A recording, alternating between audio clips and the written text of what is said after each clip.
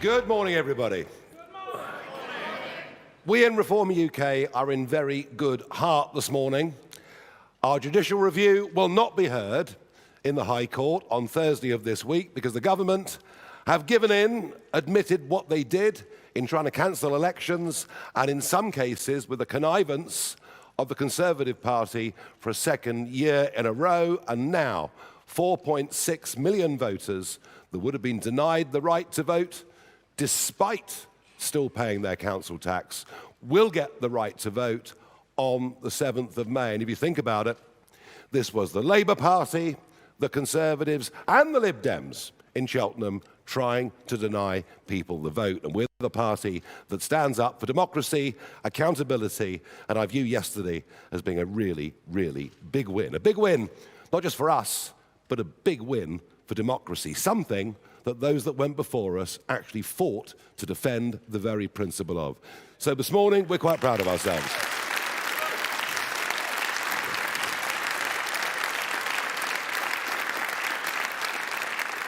Now, at the time of the general election, which seems a long time ago, I said that what we would do, we would establish a toehold in Parliament in that short campaign, and we would then move on to become the opposition party in this country to the Labour government.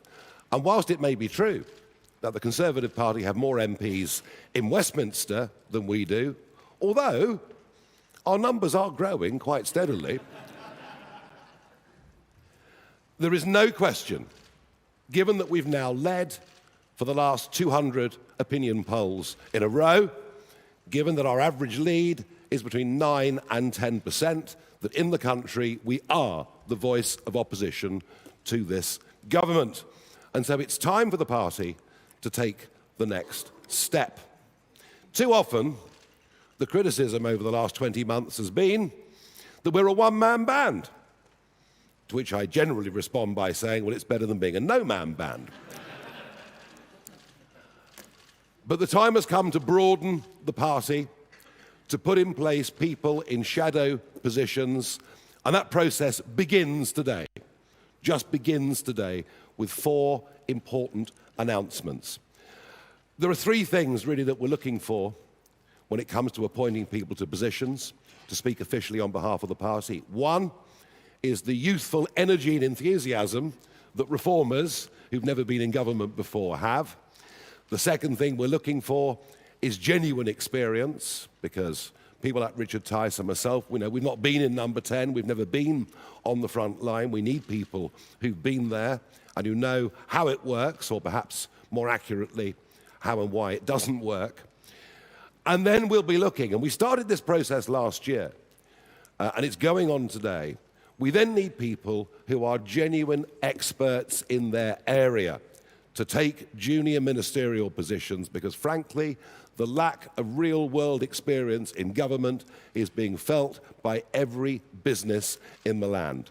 So today's the first step on that journey, and I want to begin by inviting onto the stage my loyal deputy of the party, Richard Tice, and the man who, if we win the next general election, will be the Deputy Prime Minister, and who is going to take on a very, very important role. The department will be called Business, Trade and Energy. So it's a new super economics and business department, in many ways modelled on what the Germans did after World War II. This was their approach to it, and I'm not pretending we can produce the Wunderschaft overnight, but perhaps we can actually bring back to the world of business and energy somebody at the top of this department who's done well himself in the real world. So please welcome to the stage our head of BTE, Richard Tice.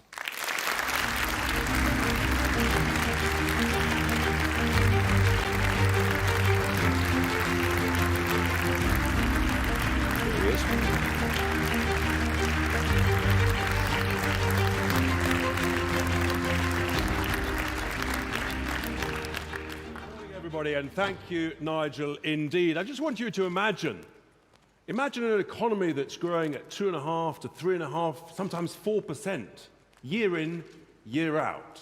That's what we had in the 80s and 90s. But sadly, anybody under the age of about 40 to 45 doesn't know what that feels like. That's where we've got to get back to. And that, ladies and gentlemen, is why we need a new super department covering business, trade, energy, including housing, with a total focus on growth and prosperity. And it makes complete sense that such a department is led by someone with a successful track record in business, who's made hundreds of millions for shareholders, investors, and lenders alike, and who brings together a team of successful business people in order to ensure that we create the right conditions to achieve those sort of levels of growth. For example, people who understand what it is to have smart and safe regulations, but to get rid of what I call the daft, the dither, and delaying regulations. Someone who understands that to be a rich nation, you have to have cheap energy, as we had in the 1980s and the 1990s. And of course, that means using the joy of our very valuable energy treasure, oil and gas, offshore, onshore, and having the courage to get rid of the madness of what we've politely coined net stupid zero, which has been so damaging to our industrial competitiveness and so expensive for everybody at home. And if we achieve those things, then we can re-industrialize Britain, we can re-energize Britain, we can renew Britain, and yes, we can rebuild Britain. And these are absolutely essential to create growth. But there's another thing that we've never had before, and that is a proper, serious British sovereign wealth fund. And I'm going to be talking this time next week in the Midlands in great detail about this. A sovereign wealth fund that backs British companies, that buys and promotes British products, and that helps ensure that we build hundreds of thousands of affordable homes in our towns, our rural areas, and our cities. This is how we make real progress. And a sovereign wealth fund as part of this department that understands about strategic national assets. Things, for example, like the ability to make primary steel, British steel, absolutely essential. That backs high-tech, defense tech, and backs critical tech. We haven't had this joined up, coordinated, strategic thinking across these areas for decades. And that, ladies and gentlemen, is why we've been in trouble, why growth has collapsed to the levels where, actually per person, as we speak, we're now in recession. So what we need is the best vision, the best people, and the best plans.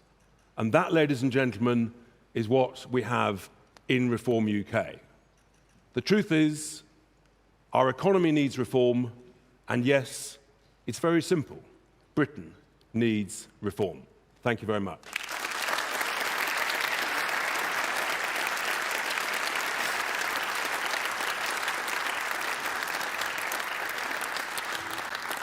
Richard, thank you very much indeed. Now, next up is somebody who joined us recently.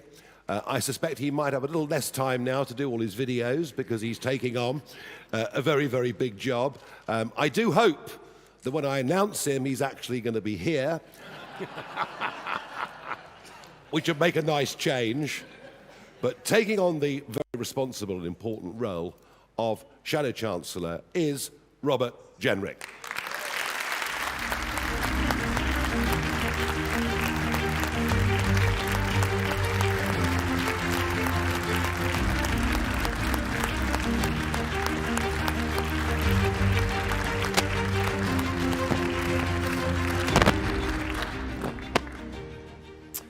Well, thank you, Nigel, and I didn't keep you waiting this time.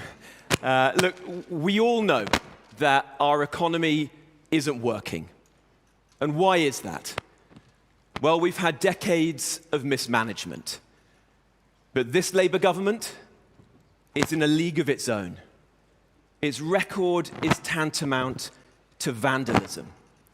It promised stability It's delivered chaos. It promised to lower bills, but they've kept on rising over and over again. Why? Well, in part, because of its crazy energy policies. They said that they wouldn't increase taxes. Well, they've increased taxes over and over again. £60 billion of tax rises to fund their waste. And because they haven't got the courage to tackle our ballooning welfare bill. Businesses are fighting for survival right now. Factories are closing. Investors are leaving the country. And people are suffering. Everyone in the country feels hard up right now. People are working all hours, and then they get to the weekend, and they've got nothing left. The normal expectations of life, they feel like luxuries right now. People just want to get on. They want to buy a nicer house, to buy a car, buy a second car, go on holiday. They want to take their kids out for a meal at the end of the week, on the weekend. But for so many people across our country, these things feel out of reach at the moment. So Nigel, thank you for giving me the opportunity to oppose the wrecking ball that is Rachel Reeves and this Labour government. And above all, thank you for giving me the opportunity to speak up, to be a voice for the millions of people who are being failed by this Labour government right now. We are going to put together the most comprehensive plan of any political party in this country to fix Britain's broken economy. I'm going to work with you, Nigel, with Richard, with Zia, with people with deep experience of building successful businesses, people the like of which there is no one in the current cabinet to put that plan together.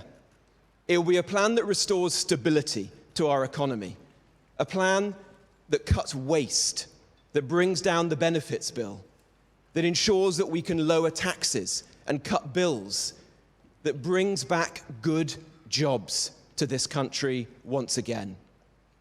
Nigel and I are going to be saying more about this tomorrow, but I'll just end by saying this. Together, we are going to build an economy that serves alarm clock Britain. The people who got up early this morning to go to work, to look after their family, the people who want a hand up, not a hand out. People who just want to get on in life, who want to feel better off. And there's no shame in that. People like my dad, Bill, who left school at 16, became an apprentice, set up a small business. People like those I grew up around in Wolverhampton and represent now in North Nottinghamshire. Decent, hard-working, family-oriented, community-oriented, patriotic Brits who just want to get on. We're going to ensure that you can keep more of your money, that the state stops taking your money and wasting it, spraying it around without any regard for how hard you worked to earn it and your own interests. More than any party, we are going to take care with your money. We're going to look after your money as you would.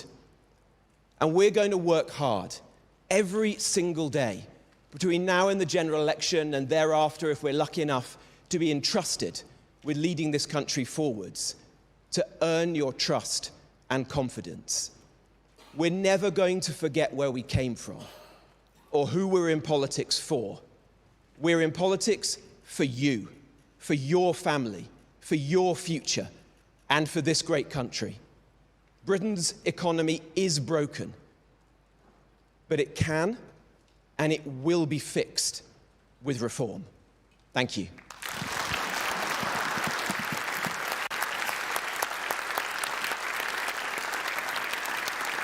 Thank you. Robert, thank you very much. And Robert's first big press conference will be tomorrow at 11 o'clock here in central London. Next up is somebody who is relatively new to politics. He's only really been in the game for just over 20 months, but he's made a massive impression already, a very powerful public debater and television performer. And Zia Youssef will take on the role of Shadow Home Secretary with, of course, particular reference to that one issue, above all, that has broken the trust of the British public, with manifesto after manifesto just not telling the truth. I'm talking, of course, about both legal and illegal immigration. Please welcome Zia Youssef.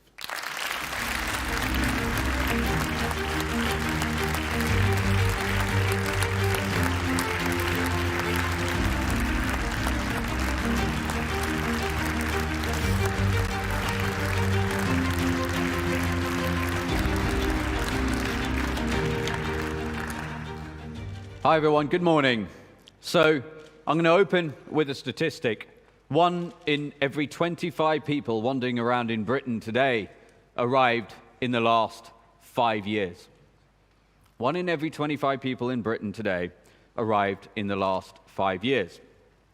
Britain has been overwhelmed by immigration, both legal and illegal. Look, I'm the son of immigrants myself.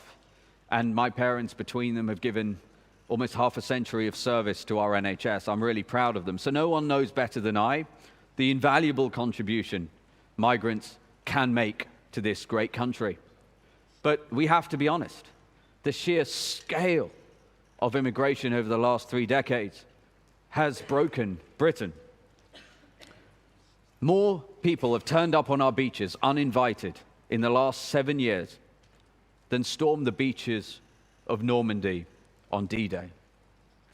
And those people, instead of being detained and deported, have been given free accommodation, free meals, free access to healthcare, free taxis, free leisure activities, at the expense of the British people, to the tune of tens of billions of pounds every single year. And that's just illegal immigration. If we talk about legal immigration, just since 2010, the equivalent of the populations of Edinburgh, Leeds, Sheffield, Nottingham, Stoke, Bristol, and Cardiff have been added to our populations. So is it any wonder why it's so difficult to get a GP appointment? Why everyone feels unsafe because violent criminals are let out of jail because of overcrowding? We don't have enough prison places. Why tens of thousands of people, to our eternal shame as a country, are forced to wait more than 2 days in accident and emergency. Just imagine that. And by the way, nobody voted for this. In fact, they voted expressly in the opposite way. Everything I just described could credibly be described as the most profound betrayal of the British electorate in history. The Tories said that they would cut net immigration to the tens of thousands, that is a direct quote, in 4 consecutive manifestos. And what did they deliver? They delivered 12 million people migrated into this country in their 14 years, 6.5 million people net. And did they build enough infrastructure? I'll let you be the judge of that. They built a grand total of 411 net new prison places, not 411,000, 411. And to their eternal shame, they left the country with fewer hospital beds. The number of British people who have literally died as a result of the appalling betrayal on immigration in this country is actually unquantifiable. And I also want to talk about the fact that we are about to feel the aftershocks of some of those decisions. Because the Boris wave, what has become known as the Boris wave, is only about to hit the books in terms of the Treasury. So that's north of 3 million people that arrived in about 3 years against the wishes of the British people. In fact, the mandate was get Brexit done, secure our borders, reduce immigration. Instead, Boris, quote, took back control, threw open our borders. And as a result of that, those 3 million people, of those, half of whom have never worked, will never work, almost 80% of them came in on non-work visas. Imagine that. This is a deliberate act.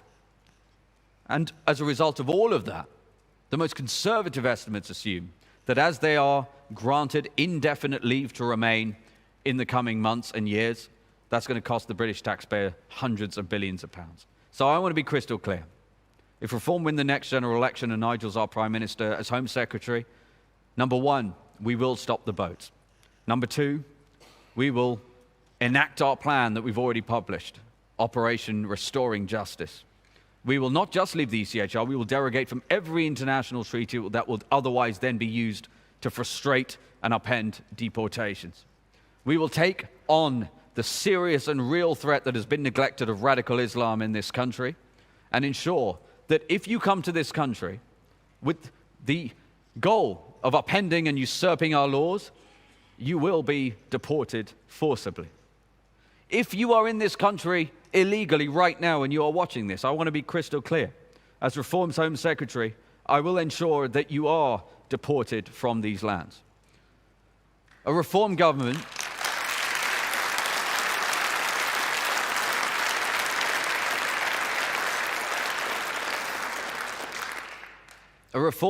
will ensure that we right the wrongs of manifold governments in recent decades.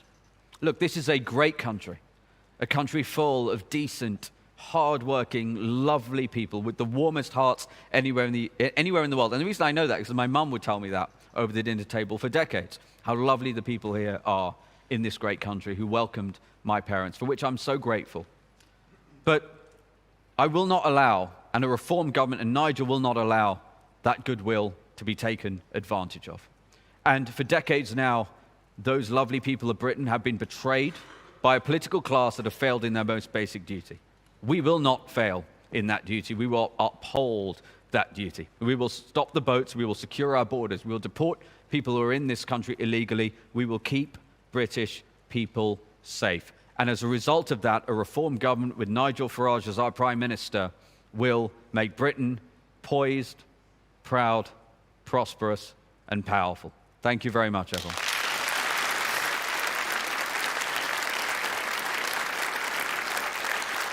Thank you. Zia, thank you very much. Well, he couldn't have been much clearer than that, could he, really? Next up, the fourth appointment of today, and by the way, this is by no means the end of the process, it's just the beginning of the process.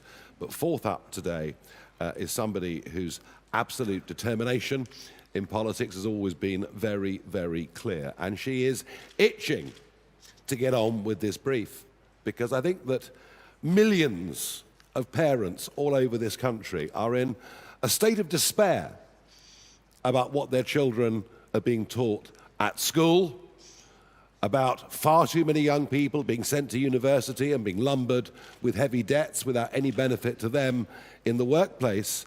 And not only will Suella Braverman take on education and skills, something that's been ignored for too long, but she will also take on equalities under this brief, which of course means the world of DEI. And I know she's itching to get on with it. Suella.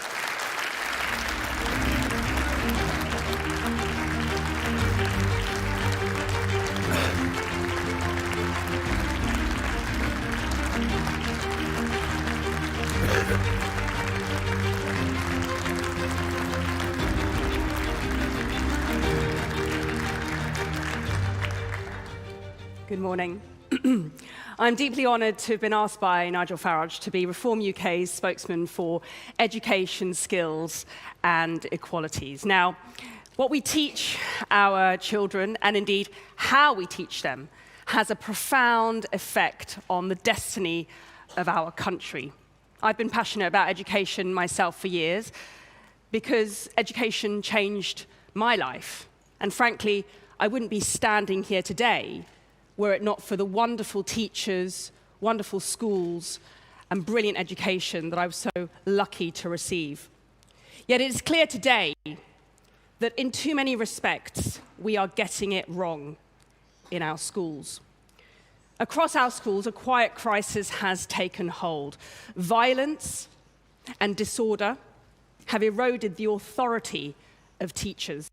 Too many teachers now face the fear of intimidation and assault in the classroom. Discipline, once the backbone of education, has been weakened in the name of progressive ideology.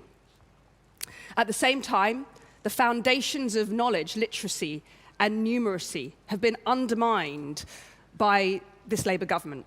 Changes to Ofsted, a dumbed-down curriculum, are all replacing excellence with mediocrity. In some classrooms, children are taught to view Britain with shame rather than pride, to focus on grievance rather than gratitude. They're taught more about gender ideology than biological fact. This is not education as it should be. I know what is possible because I've seen it with my own eyes. Years before I was even a member of Parliament, I helped to establish one of the first free schools in the country, a school that went later on to become one of the best schools in the country, the Michaela Community School in my hometown of Wembley, where I served as chairman of governors. Guided by a traditional curriculum, firm discipline, and the unshakable belief in every child's potential, Michaela Community School has transformed thousands of lives, not by accident, but as a product of clarity, courage, and conviction. And we must now summon the will to replicate that success around the country. That is why a reform government will restore freedom to our schools and restore authority to our teachers to uphold order, standards, and respect. It's why a reform government will deliver a patriotic, balanced curriculum that fosters a love of our great country. And it's why a reform government will bring an end to the transgender chaos in the classroom. Social and gender transitioning will be absolutely banned in all schools, no ifs, no buts.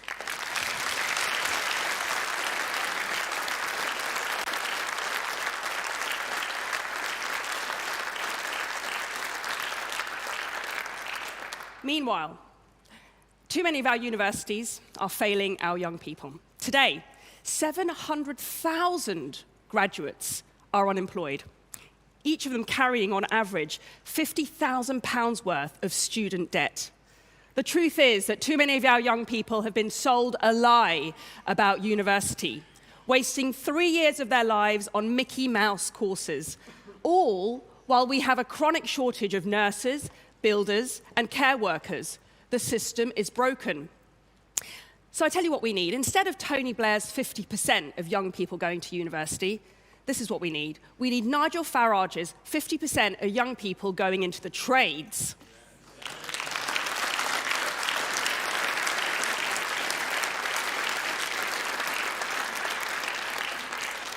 That's what will produce the next generation of carpenters, electricians, and technicians that our country is crying out for, all to work in a thriving manufacturing sector. Now, these are not lesser callings. These are noble professions. And these will be the people who rebuild Britain. They won't just rebuild our infrastructure. They will rebuild our confidence and our national self-belief. And to those universities that have descended into hotbeds of cancel culture, anti-Semitism, and which survive really thanks to the cash of foreign students, and keep conning young people into worthless degrees, reform is putting you on notice.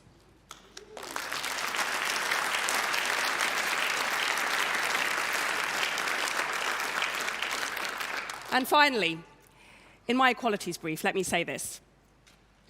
The Britain that I love is being ripped apart by diversity, equality, and inclusion.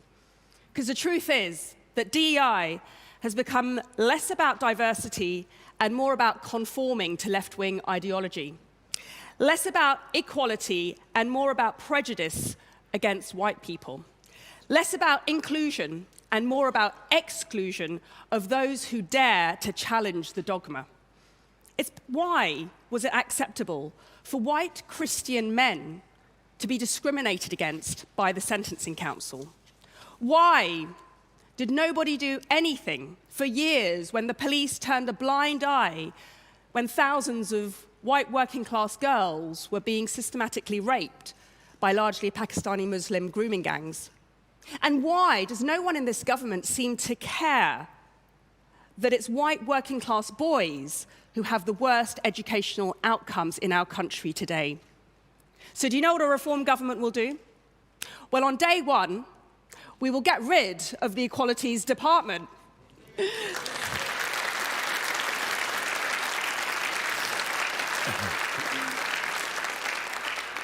We will scrap the Equalities Minister.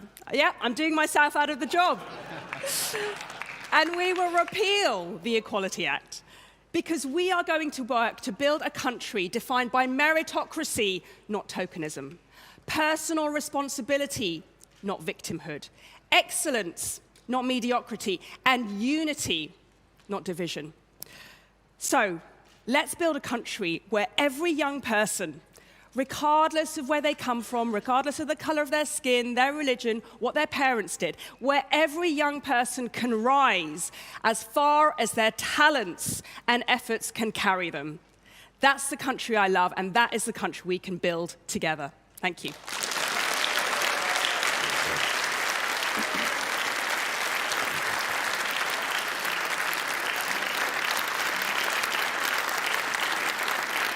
Thank you very much. Well, again, there was no room for any confusion there, was there?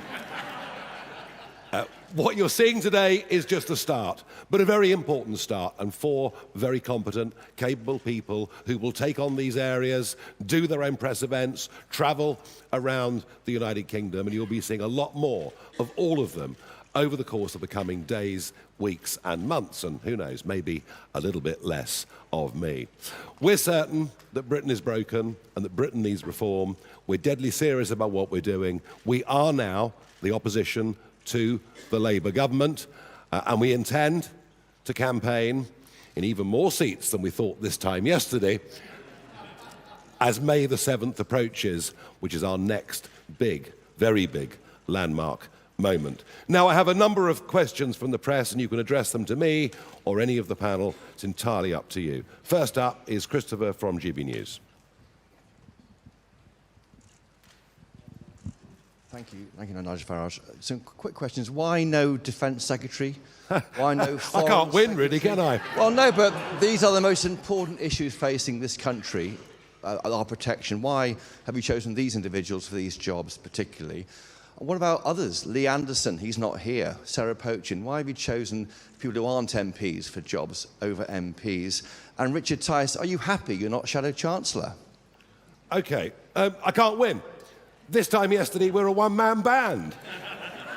I mean, now you want a bus full. I mean, what can I do? I've appointed 4 people that I think are ideally suited to those roles. Very straightforward, very simple. And I think if you listen to me carefully, at the end I said, this is just the beginning. And that's exactly what it is.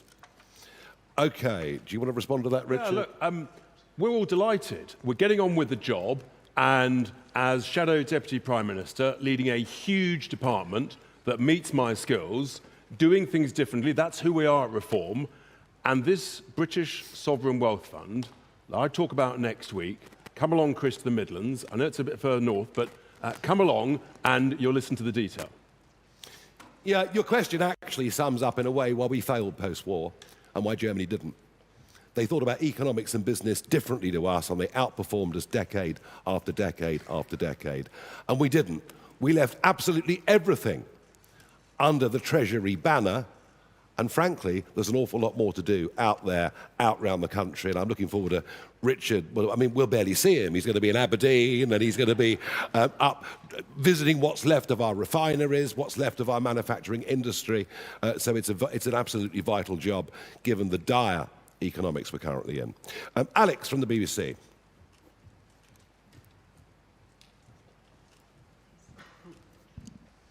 Thank you very much, Alex Forsyth, BBC News. You said right at the beginning of your speech today that you're a party that stands up for democracy in light of the action you took against the government's decision to postpone elections for May. Why then are you still resisting by-elections for the increasing number of Conservatives that are joining your party to allow people to have their democratic say? And on this announcement today, you have chosen to promote two very recent Conservatives to the first bit of your top team, if you like. People that were ministers who were the architects of the policies that you now criticise. Why should people believe this party will be any different to what's gone before? Well, I think you'll find these were two people who were ministers, but frankly weren't ministers for very long because they were eased out of their positions or they resigned because of the failure of that government. And I've made it clear that we need experience. And there's no way around that. You know, with the best will in the world, on this stage today, Richard, Zia, myself, we don't have that level of experience. We've not had to deal face to face with the civil service. We've got an awful lot to learn. These guys will help us to learn that. Danny Kruger, of course, is running his own department, getting us ready for government and some of the challenges that we will face. And I think what this shows you is we are taking this seriously. It's also important to recognise that far from becoming the Conservative Party 2.0, every one of the people that have come have held their hands up and admitted the sheer scale of the failure under the watch of the last 14 years, and in particular, the total disappointment and failure of the government under Boris Johnson, and that includes the Boris wave. Of the last 200 defections that have happened in Parliament, only 2 have resulted in by-elections, and frankly, we haven't got time. We've got too much to do. The government's in chaos. A general election is coming next year. I've been saying that for a very, very long time. I'm still entirely confident of it, and goodness me, don't we need it. Alex from Sky News.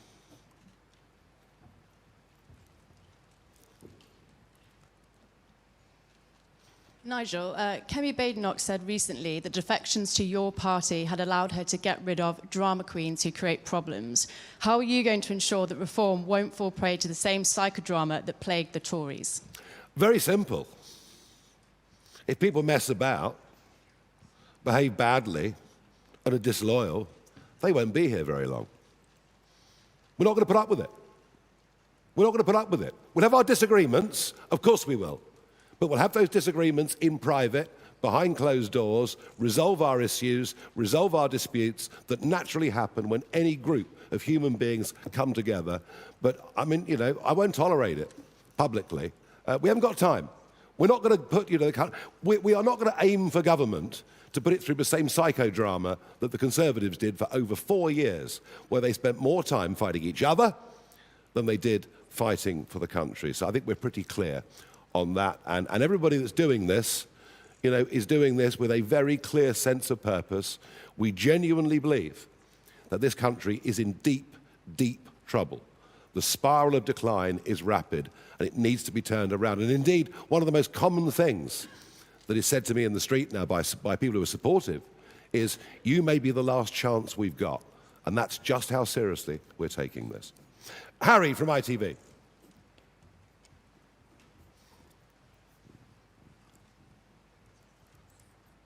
Thank you very much. Harry Horton, ITV News.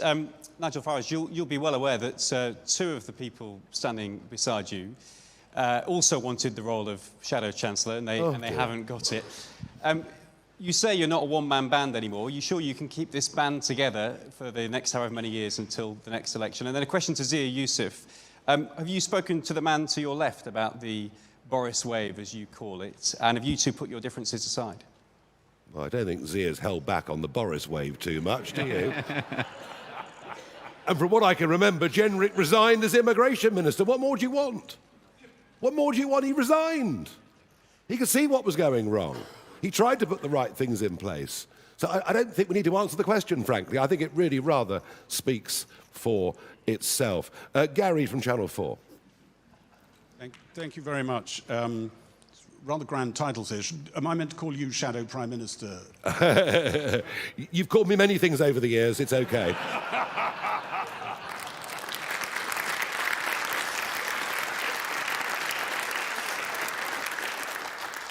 What do you say to Reform Party members, long marchers perhaps, who've been with you in previous parties, who look at what they think are highly ambitious Tories whose careers were frustrated finding a home here?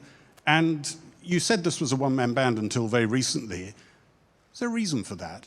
Have you ever run anything that wasn't a one-man band? And do people really change? I think I've been rather successful, don't you? Tell me anybody else in modern-day politics that set up political parties.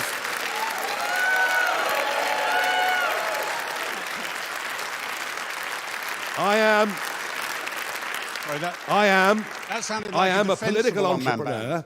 I do things that nobody else could do. I set up organisations, and in the past they've been with a very specific purpose: getting us out of the European Union, getting Brexit back on track. Both of those, albeit a very long march, both of those were successful. This is different. This is not just about one cause or one issue. This is about a country that's going down the tubes, that has two political parties that have utterly failed, that don't have the courage to stand up for the British people or to put them first. And this is about creating a machine for government.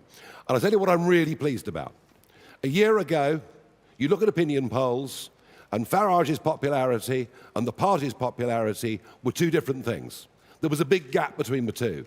Now, if I was hit by a bus tomorrow, Reform has its own brand. Reform has its own identity, and now Reform has its own senior characters with their own departments to lead. So I'm enormously proud of that. But I can assure you that phase of getting this thing going, of raising the money, of raising our profile, we're past that phase, and that's what today is actually all about.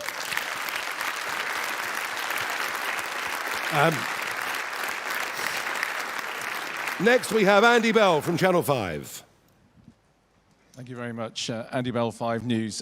Just looking back over your career, Douglas Carswell. Gosh, how long have we got? Douglas Carswell. How long have we got? Ben Habib, Rupert Lowe. You've got to admit, a lot of people have stood on the stage next to you and thought that they were part of the future, and very quickly they weren't. Why should these people standing next to you now feel that this is going to change? There are people in this room who've worked for me for 10 years. There are people in Brussels who worked for me for 20 years. There's one guy working for me now who's worked for me on and off in various things for 30 years.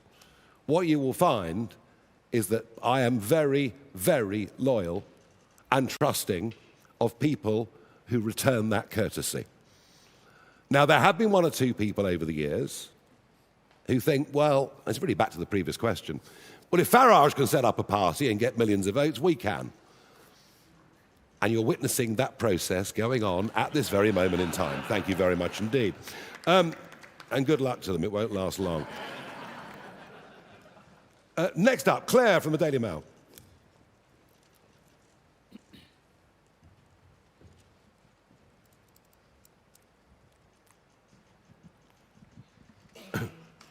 Nigel Farage, the Tories have branded this new front bench a tribute act. How do you respond to that?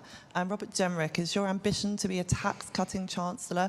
Would you commit to reversing some of Labour's tax rises, including the freeze on national insurance? Thank you.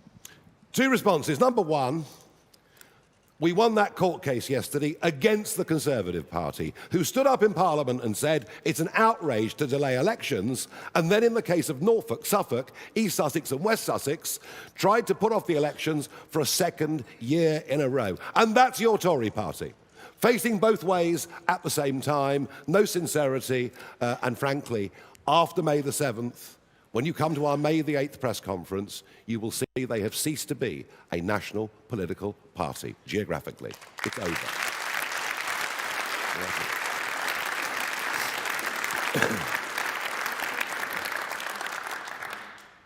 Well, and to your point, taxes are clearly too high. People are suffering right now in the country. We want to bring taxes and bills down. We want to bring back good jobs. But it sounds like you're coming along tomorrow at 11 a.m. in the city. Hear more about it. Very good. Peter from The Telegraph. Gosh, it's a long list. Thanks very much.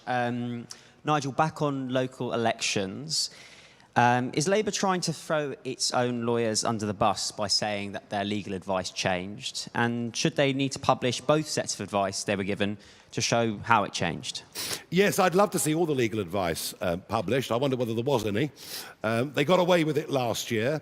They thought they could get away with it this year.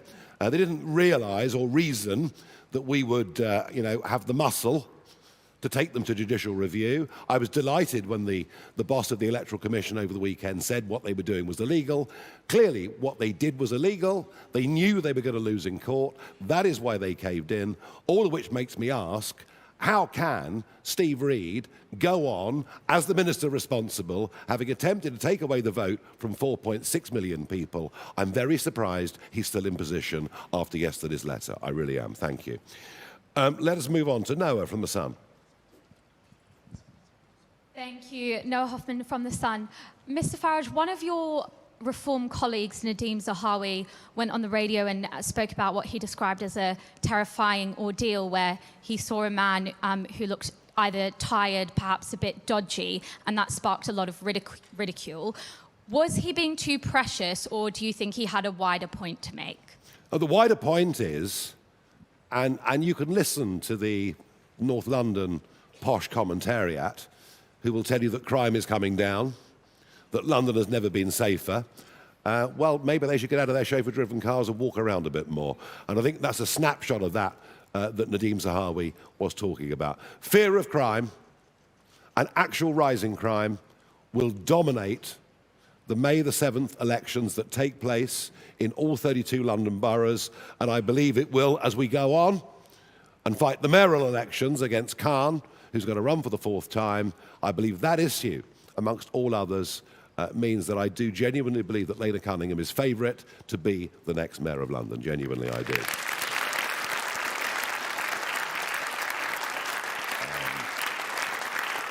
David from The Express. Thank you.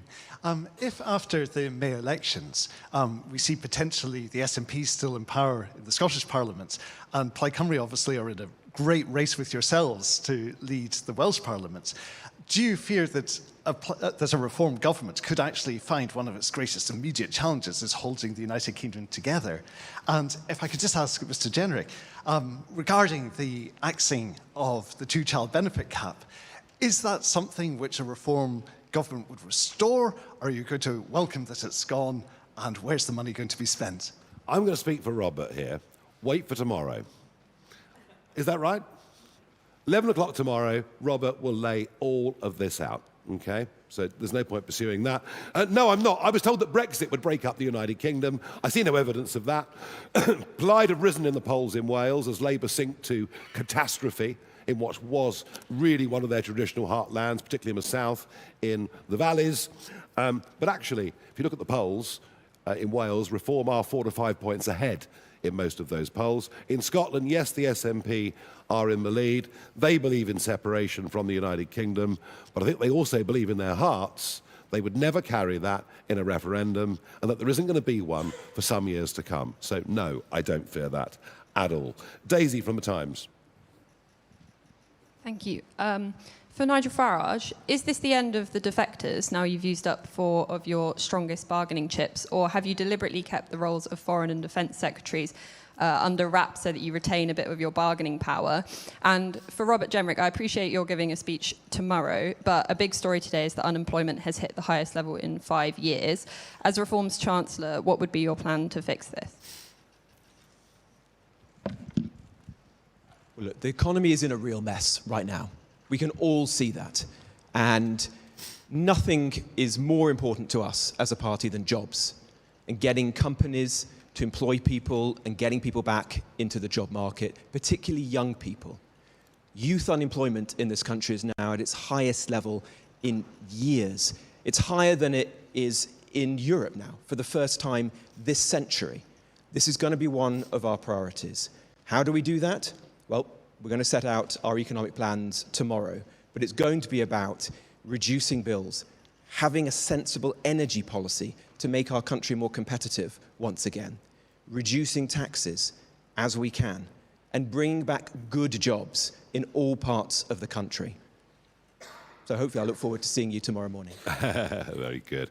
The End of the Defectors. Wow, it's got a certain ring to it, doesn't it, really? It could even be a book. I might write it. You never know.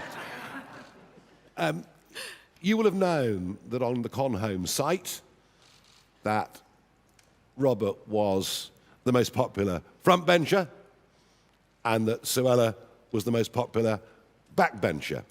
I think having taken those two from the still Conservative wing of the Conservative Party, I mean, most of the Lib Dems now, obviously, certainly in the House of Commons.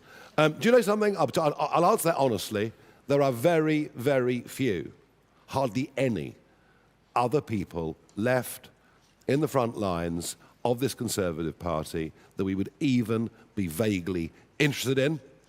And I'm pleased to say that we are talking to some Labour figures all over the country. And as I've said this before, at one of these conferences, that will come in time. Thank you. Moving on to Rhiannon from the Press Association. Hi, Rhiannon from the Press Association. Your former colleague and friend Rupert Lowe has just launched Restore Britain.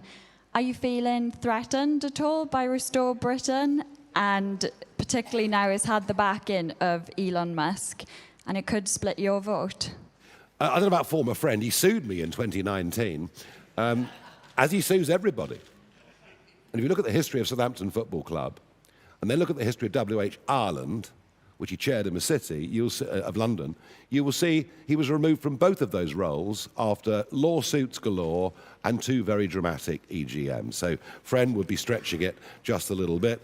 There are, last time we counted, 11 parties that claim to be on the right or centre-right of British politics, from the Heritage Party to goodness knows who else.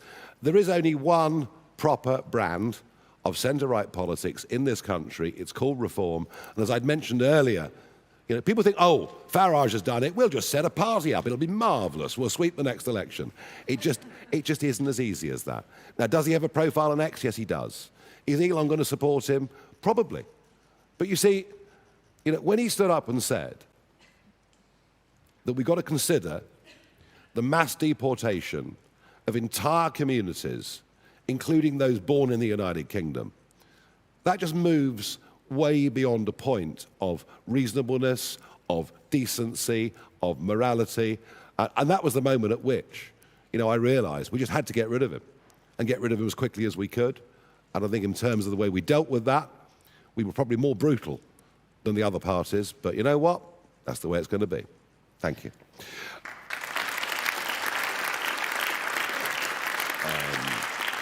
James from A Spectator.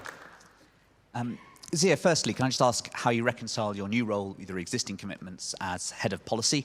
And second of all, Nigel, one of your recent Tory defectors, Adam Holloway, is currently 6,000 miles away storming the beaches of the Chagos Islands. Is this an early gain ahead of the May elections? You may have noticed I'm wearing my Chagos Islands a British badge. I think what happened yesterday is truly remarkable.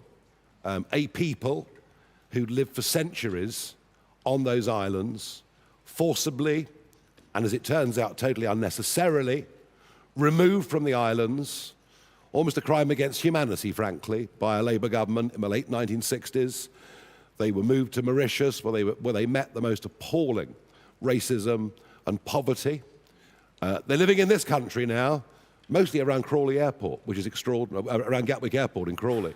The fact that they have landed back on Paros Banos, they haven't gone as holidaymakers, they've gone with the equipment to put together a settlement. They're drilling wells today, they're going to rebuild the church, tidy up the old graveyard, and build a permanent settlement. And Misli Mandarin, who's now the First Minister, anticipates many, many hundreds will move to Paros Banos and hopefully some of the other atolls, and that will happen, you know, as the next few months go by and it becomes genuinely habitable.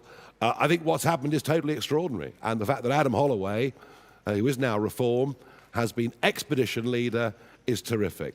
I think it's a remarkable, extraordinary thing that happened yesterday. I wish them well in absolutely every way. A terrible, terrible wrong is now being righted, and I'm pleased that Adam Holloway's given them that assistance. The Americans have nothing to fear, because Paros Banos is 120 miles away from Diego Garcia. Amateur Gossians welcome the American presence. And I hope this is the final nail in the coffin of the worst foreign policy decision I've seen in my lifetime. And given we've now had 15 major U-turns, let Jagos be the 16th. Thank you.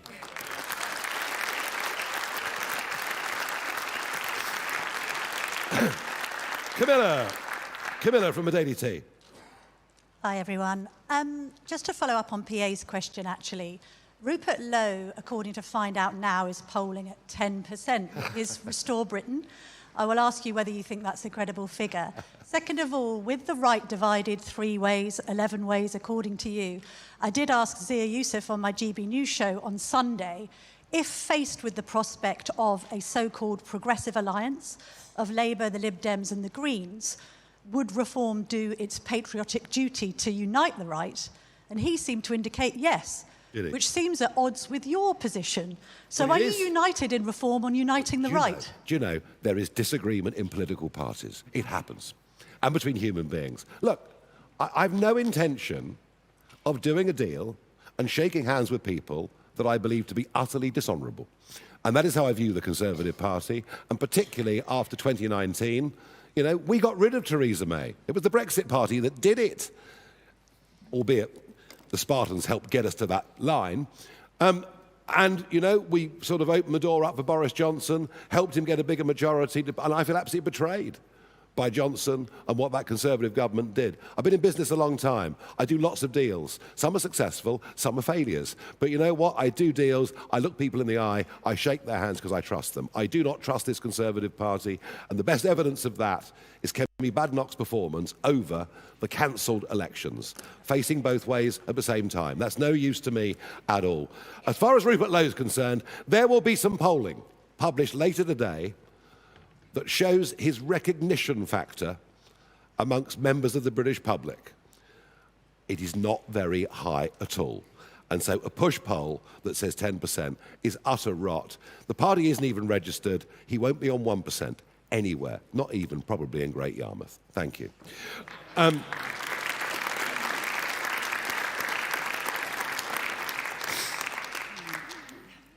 Samara from Talk TV.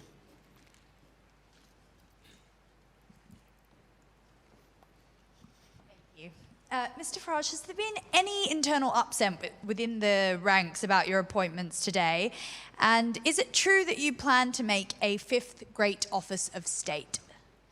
No answer to the second part. I haven't yet decided and charted the course forward. Any internal upset? Not that's yet been made known to me. And if there is, tough. Right, thank you.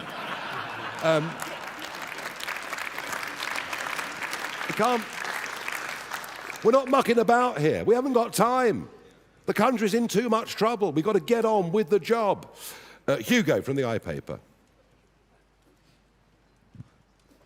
Thank you. Richard Tice, you've talked about the need to regenerate industry. Suella Braverman talked about getting more people into trades.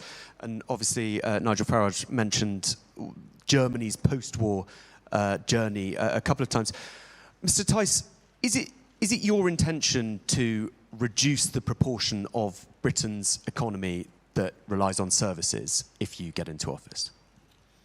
Well, the reality is we've got to grow the whole economy. But we can see the impact of high energy prices, and essentially decarbonisation has led to the deindustrialisation of the UK economy.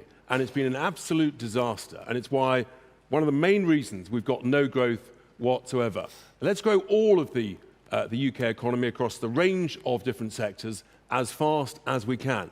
And for all of those under the age of 45, we want them to experience an economy that's growing 3.5%, 4% a year. At the moment, those people of those ages have never experienced that. It's a great feeling, and that's what we've got to get to. Yeah, and there's a big change of thinking, you know. From the 1980s, it was all about who can manufacture stuff the most cheaply, and let's import it, export it, let's have just-in-time supply chains. And kind of that argument went right through Blair's time, right through much of Labour's time, even up to and including the referendum arguments. We can't leave the EU because of the just-in-time supply chains. I think with the threats that we've seen in the world from Russia, the threats we've seen in the world from China, I think there is now such a thing as strategic industries that actually matter to a country. And that's why one of the things that Richard's going to be working on is to put together an industrial strategy for the country going forward. So we're talking here about quite a marked shift in what's been a prevailing economic orthodoxy for the best part of, well, nearly, 45 years. Thank you. Right, a few more to go. Lucy from Bloomberg.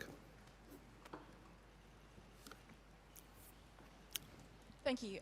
You and your various MPs at various times have spoken about the need to improve birth rates in the UK. Suella spoke about the scrapping of the Equality Act. Are you worried that that might have a chilling effect on birth rates, given the protections that it gives for maternity leave? And if I can ask as well on Suella, who mentioned the need to improve skills and get more people into jobs like nursing, do you accept that part of the problem there is also around public sector pay? And what do you plan to do about that? Well, I think actually one of the problems is we put a cap on the number of doctors and nurses in this country that we train, and then rely on doctors and nurses coming from much, much poorer, in particular African countries, where they're probably needed even more. I think the whole thing's absurd. Suella, do you want to answer that stuff about births and families? Scrapping the Equality Act means getting rid of the pernicious, divisive notion of protected characteristics. But of course, in the workplace, people do require some protection. So, of course, it's all about making sure we strike a balanced approach, protecting those people in the workplace who have legitimate needs, but also getting rid of this whole industry that has grown up over the years, which is dividing people, dividing our country, and doing so much harm. Thank you. Samuel from City AM. Thank you very much. It's one from Mr. Jenrick. I understand you have a speech tomorrow in the City. I just want to ask you on a policy reform has already come out with regarding the banking industry. You've previously come out against the idea of a windfall tax. In 2022, you said a tax on exceptional and unexpected trading profits does not inspire long-term confidence. Now, this was about a levy on energy companies, but I'm wondering how you reckon this with reforms policy and a lot of Mr. Farage's rhetoric towards the banking industry. And then just on that, how do you hope to be reform's man to woo the City with a policy that is going to get so much pushback from the financial services sector and lead to firms likely pulling investment or threatening to pull? And if I may, just one for Ms. Braverman, on the industrialisation policies you've been discussing recently and happy for reform to pursue socialist policies, do you still identify as a conservative, and would you say reform will govern as conservatives? What are these socialist policies? I'm sorry, I'm getting a bit confused. Industrialisation comments. What? I'll find you the line. Don't know, do you? There's actually a case for, if we were serious about industrialising our country and the renaissance of our industry, state involvement in our industries. Well, I don't think state involvement in strategic industries is socialism.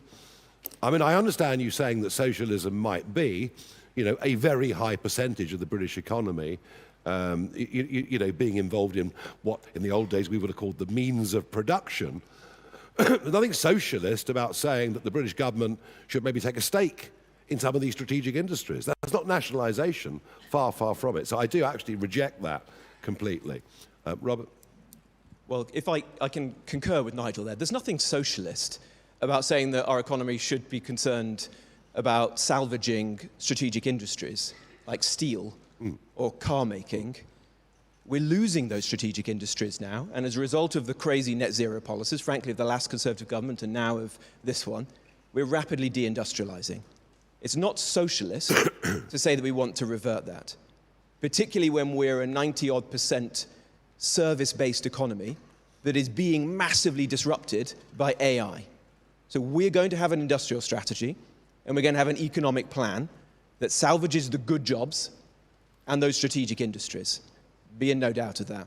I think what you're referring to, I said in the past, was I disagreed with the last Conservative government's decision to increase and set the energy profits levy, which was massively harmful to long-term investment in the North Sea. I continue to agree with what I said previously. That is going to be, is already proving to be, very damaging to the tens, the hundreds of thousands of good jobs that rely on that industry, particularly in the northeast of Scotland. and that is something that Richard and I will continue to work on. As regards the city, well, look, I hold my hands up. I didn't work for 10 years as an economist at the Bank of England. I'm not a chess grandmaster. But with Richard and Nigel, I do intend to get out to talk to businesses in the city and, frankly, right across the country so that we can build the best possible, most productive relationship and a one of trust, that they can see in us a government in waiting that can be trusted with the economy. And above all, people listening to this program, to this event today, can know that we will be careful with their money and provide the stability that our economy desperately needs right now and is not being provided by Rachel Reeves and this Labour government. Thank you. Noah from Politico. Thank you very much. Nigel Farage, you've previously said that a ban on social media for under 16s would be ludicrous. Have you changed your mind, or would reform reverse any ban introduced by a Labour government, hypothetically? And just secondly, other opposition parties have said that Palantir's contract with the MOD should be scrutinised quite closely because of its links with Global Counsel and Peter Mandelson. What's Reform UK's view on Palantir's relationship with the British government? Thank you very much. Well, as far as I know, Palantir is a private company, very close to this Labour government, who clearly believe in their abilities to do things. I do understand that the government went to Palantir with the compulsory ID scheme, and Palantir refused the business. Well, good for them is all I can say. So maybe there are some nice things we ought to be saying about Palantir, it seems to me. Right, we've got to move on. Time is running out. Let's go to Natasha at LBC.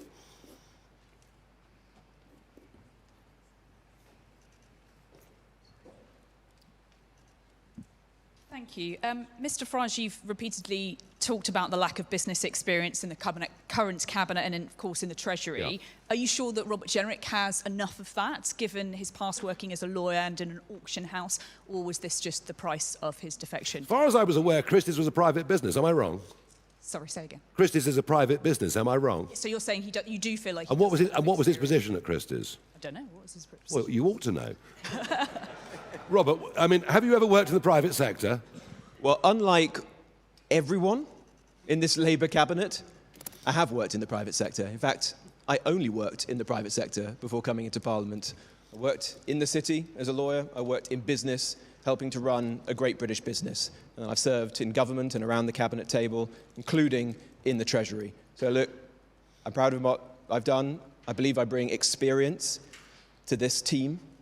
But above all, what Nigel, Richard, Zia, Suella and I all share is a diagnosis about what has gone wrong in this economy, not just in the last 2 years, but in the last 20 or 30 years, and a determination to put together the best possible plan to fix this country. That is what we will do as a team. We'll build trust in time, piece by piece, beginning tomorrow with our speech in the city. He's got more private sector experience than the whole of the cabinet added up together and multiplied by 5. Right, let's move on. Sorry, can I just ask you about... Well, you've had one go, but go on, one quick one. Lots of other people have had 3 goes, Nigel. Can I just ask you about the latest revelations with Prince Andrew? Do you think that he should face a police investigation? Thank you. Clearly. Painful to say it about a member of the royal family, but clearly. I'm also quite keen to know more about Peter Mandelson's links with Russia. Very, very keen to know more about that as well. So, yeah, look, this has lifted the lid. The Epstein case has lifted the lid on a... It's actually... There are now more questions than there were before the files were released. And, yes, Prince Andrew does clearly have questions to answer, I'm afraid. Sadly. Eleanor from Guido Fawkes. Thank you, Nigel. Last week, Reform opened its candidate application process for the next general election. Yep. How many applications have you had so far? And just briefly, Richard, are you still head of Reform's Doge unit? Yes, is the answer to that, and we're doing incredible things, and it's going to be even busier on May the 8th when we're in lots of other councils, so that I can assure you.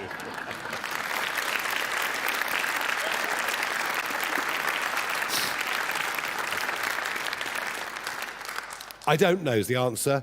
All I do know now is we have to put 5,432 candidates in the field for May the 7th. It is an absolutely gargantuan job, not just for us, but for the other parties as well. The last I heard was last week, and 600 had applied in the first 2 days.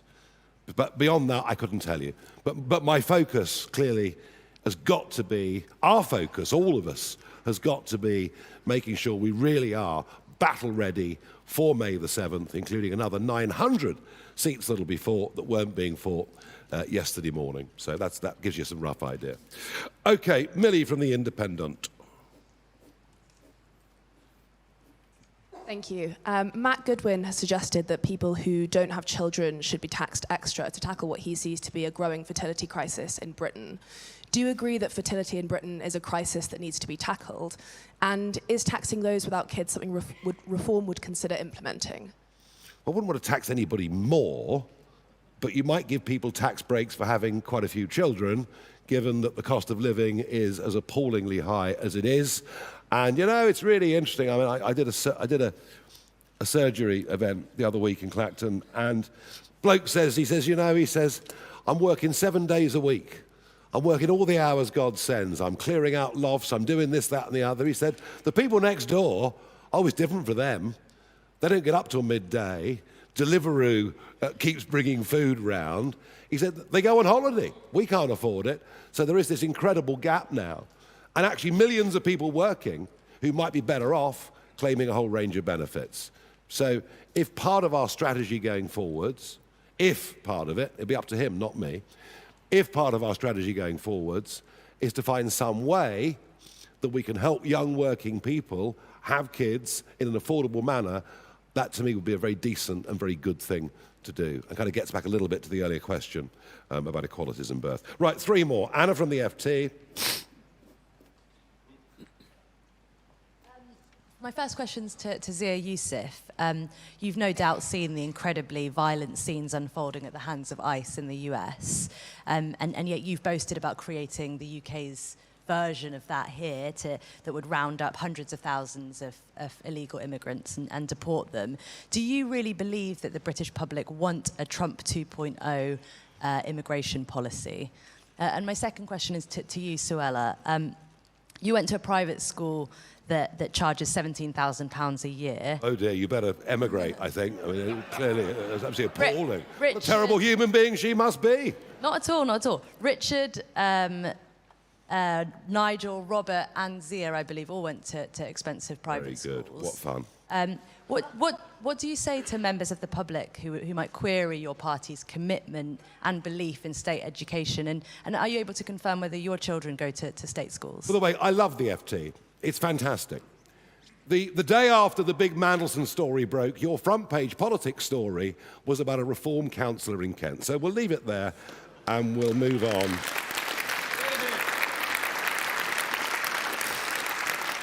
We'll leave it there.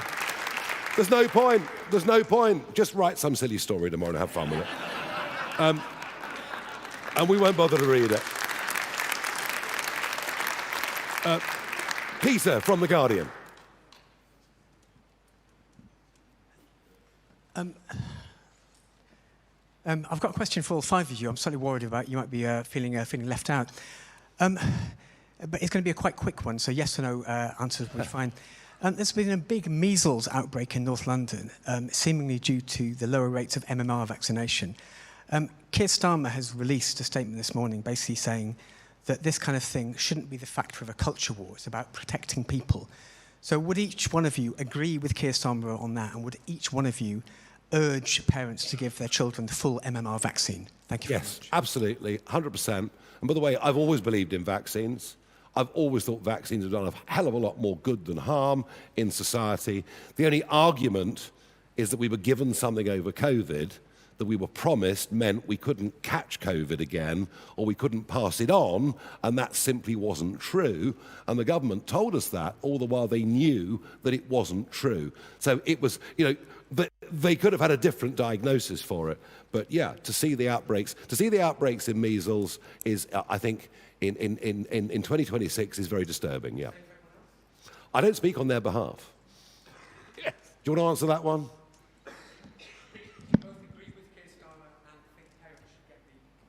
Look, I think, well, I'll only speak for myself, but of course, I'm a parent, 3 children, I believe in vaccines. It's incredibly important that we encourage other parents to do exactly the same. Yeah, okay. I think that'll do, don't you? I think we've done pretty well with that, thank you. Last question, Alexander from the Mirror. Mr. Farage, your candidate, Matt Goodwin, has declined to condemn the endorsement of Tommy Robinson and claims some people born in Britain aren't British. Do you oppose Robinson's support, and do you agree with Mr. Goodwin about Britishness? I just don't have anything to do with him. And we know where Tommy Robinson's loyalties lie. He's with Ben Habib, or is he with Rupert Lowe? And are they getting together, or do they hate each other? I don't know, I'm very confused. Tommy Robinson can do what he wants to do, away from us, as long as he stays within the law, which doesn't always do. And it's just none of our business, nothing to do with us, nothing to do with the campaign in Denton and Gorton, which is next Thursday, and which is going to be incredibly close. Thank you, everybody.